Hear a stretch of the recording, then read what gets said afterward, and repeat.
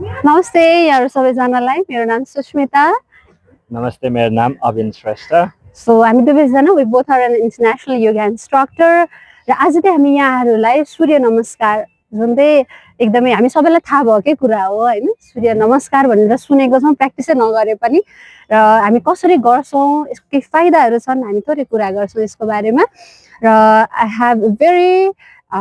elegant हैन अनि dashing teacher Avin र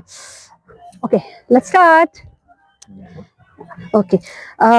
सो सूर्य नमस्कारमा चाहिँ हामी के छ त 12 वटा आसनहरु छन् र हरेक आसनले के छ त कहीं न कहीं हरेक शरीरको लेभलमा काम गरिरहेको हुन्छ र 12 वटा आसनमा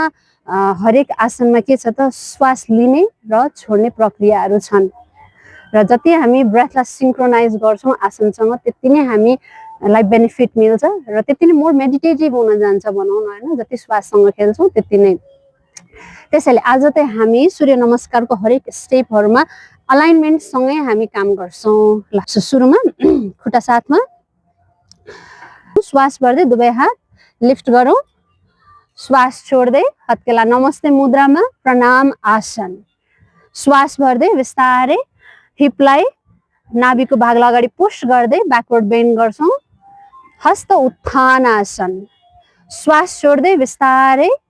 अगाडि झुक्छौं फुल फरवर्ड फोल्ड यसको लागि के गर्छौं स्पाइनलाई सिधा बनाउँदै हामी अगाडि झुक्दै झुक्दै झुक्दै जान्छौं अनि ग्लुट्स टाइट गर्छौं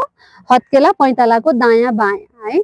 अब यो पोस्चरमा हामी के गर्छौं सबैको आफ्नो बडीको स्ट्रक्चर अनुसार तलै जानुपर्छ भन्ने जरुरी छैन always listen to your body है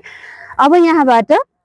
स्पाइनको भाग सिधा हुनु चाहिँ हाम्रो मुख्य उद्देश्य हो यसमा है अब यहाँबाट के छ त ह्यामस्ट्रिङमा पछाडी स्ट्रेच आइरहेछ काफ्समा स्ट्रेच आइरहेछ अब इन स्ट्रेच आइरहेछ क्यान यु फिल दैट यस हैन ओके अब बिस्तारै यहाँबाट के गर्छौं श्वास भर्दै राइट फुट पछाडी